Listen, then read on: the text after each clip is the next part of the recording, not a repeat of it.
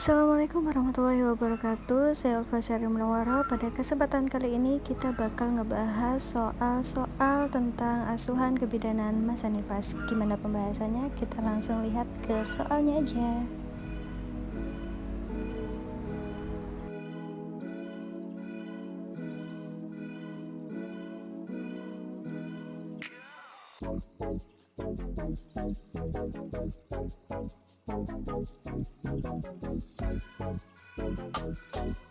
Nah, kita sudah melihat dari kasus nomor 1 tadi.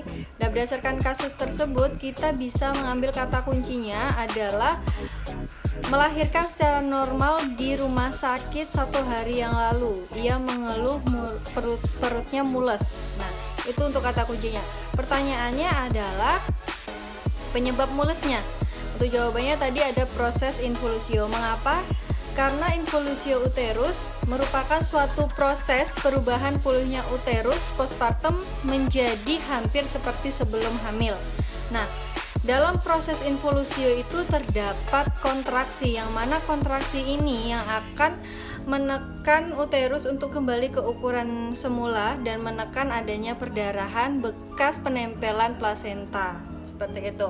Untuk proses involusio sendiri ada iskemia miometrium, ada atrofi jaringan, ada autolisis, serta ada efek oksitosin. Nah, efek oksitosin inilah tadi yang akan menyebabkan terjadinya kontraksi dan retraksi otot pada uterus. Seperti itu.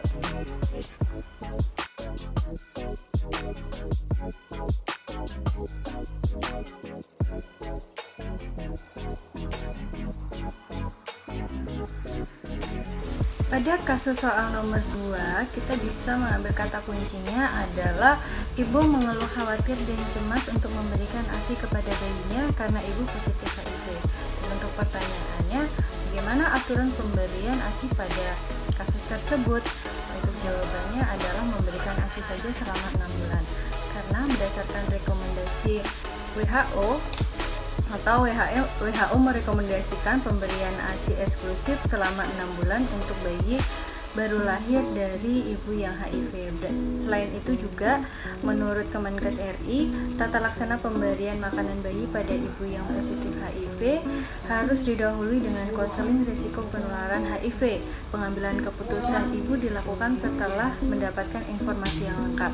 Di sini juga Kemenkes RI juga menganjurkan untuk memberikan ASI selama 6 bulan.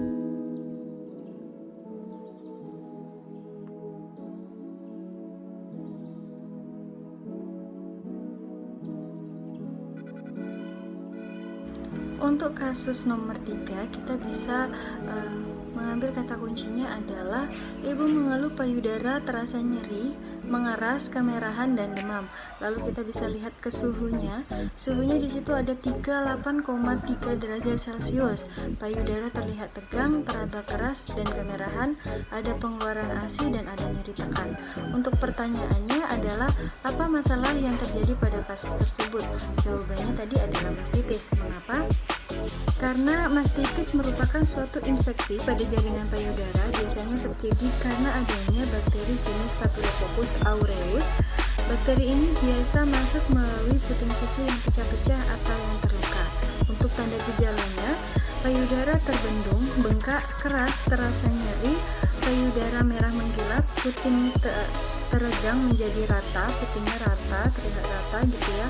ASI tidak mengalir dengan lancar, demam, flu, rasa dingin pada tubuh, dan tubuh terasa pegal-pegal. Jadi jawabannya adalah mastitis karena gejalanya sesuai dengan gejala mastitis.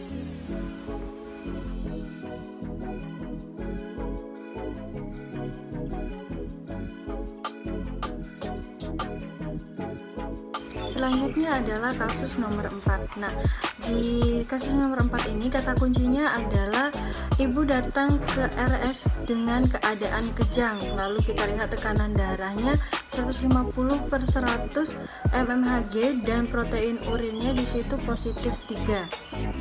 Nah, pertanyaannya adalah tindakan apakah yang tepat untuk kasus tersebut? Nah, berdasarkan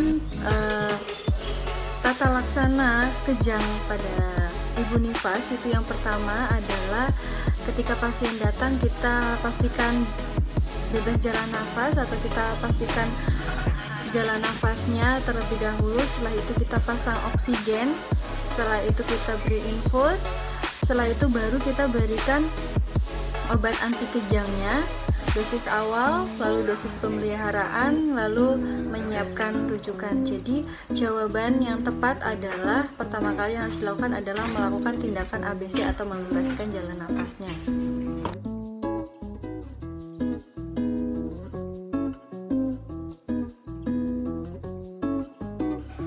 Nah, yang terakhir pembahasan pada kasus soal nomor 5.